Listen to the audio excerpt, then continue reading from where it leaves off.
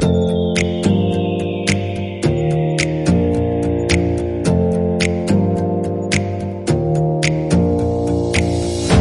your eyes for a minute, close your eyes for a second. I won't change my mind. What does getting deep now? What does getting deep now? Follow me around. Hey y'all, what's up? How are you doing? Welcome back to another video. Today we're going to be starting off with Nature Week episode 1. And I think I got a really good idea for this week's episode. So I'm currently outside right now, as you can see, with a lot of noise, because we're going to be talking about environment, an introduction to pollutions, and how to create your own ecosystem at home. As you can see in the intro, you got a pretty lit up aquarium, which is my current aquarium. I know it looks really good. So I'm going to be showing you guys how to create your own ecosystem, your own garden and everything, so you can improve your home's oxygen supply and make it prosper as well. So stay tuned and watch the full video. Hope you guys enjoy. Okay y'all, so let's start off. As you can see, if you guys saw my last video on the first episode of the you guys sort of see that I was talking about electromagnetic pollution or electromagnetic smog. So these are one of the examples over here. And as you can see, it radiates a lot of electrical energy that affects the brain's hormonal system and also interferes with your blood circulation. So let's go on with the other types of pollution. Well, over here we got air pollution. As you can see over here, it is really bad.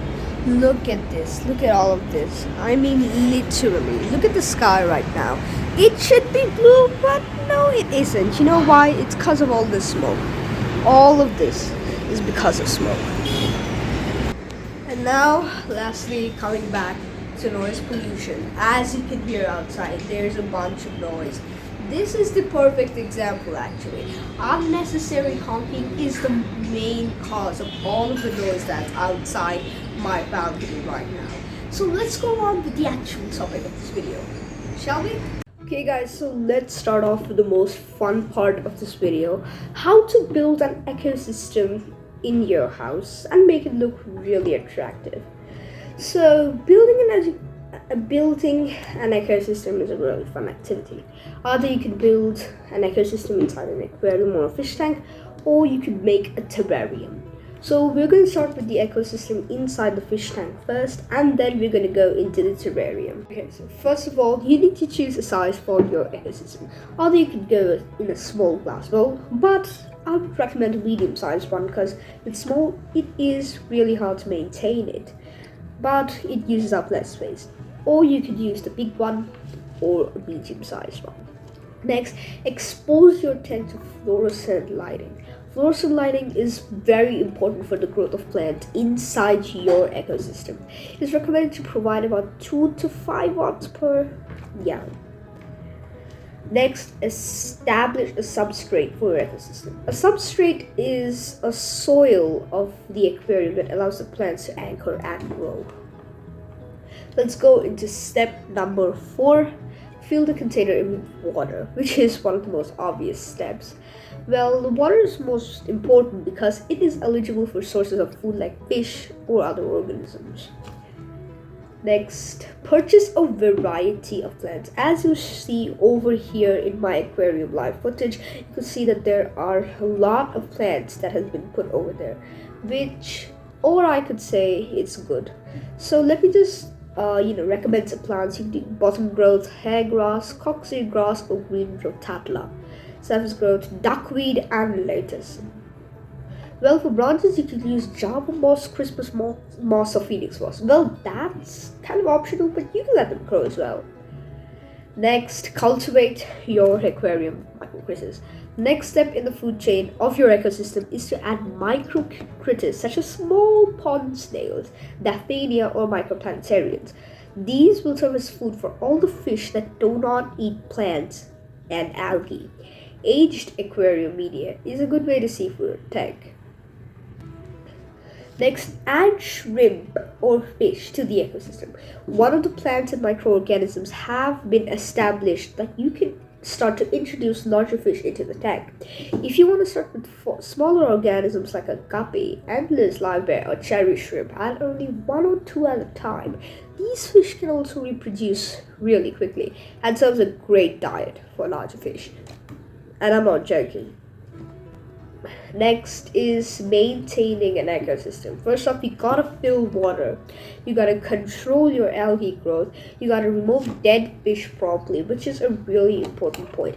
Next is maintaining proper timing for feeding it, if you maintain giving your fish or other organisms food, of course. So that's how you maintain and build an ecosystem. Okay, also next up we're going to be building a terrarium ecosystem. So first off, you gotta obtain a sizable large glass jar.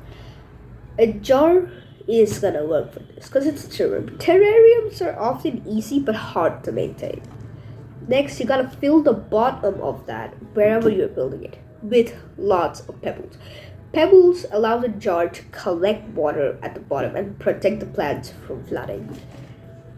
And next, you gotta cover the pebbles with an acted layer of activated charcoal.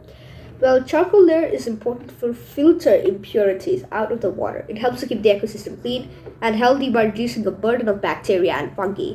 If you guys don't know what a terrarium is basically that you got to, add a lot of plants in it, but I don't think water is actually involved. Next, you gotta earn and put in a lot of peat moss. Then layering potting soil on top of peat moss. Well, to build a terrarium, there are a lot of layers you have got to give to make the plants actually eligible to grow inside a glass jar or wherever you're building it. So you're gonna put peat moss on top of it. Next, add small plants.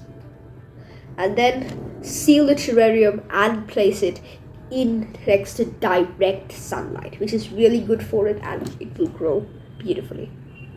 Well, now let's see how to maintain a terrarium ecosystem. First of all, you need to water the plants only if necessary and do not water plants daily. Second, remove bugs if you see any. Bugs are the main victims that destroy people's terrariums, and there have been many cases of bugs infestating terrariums as well. So you gotta remove bugs when you see them anytime soon. Prune the plants as needed. With proper sunlight and water, your plants will grow. If the plants get too big for the terrarium, you need to cut them back so it doesn't overgrow.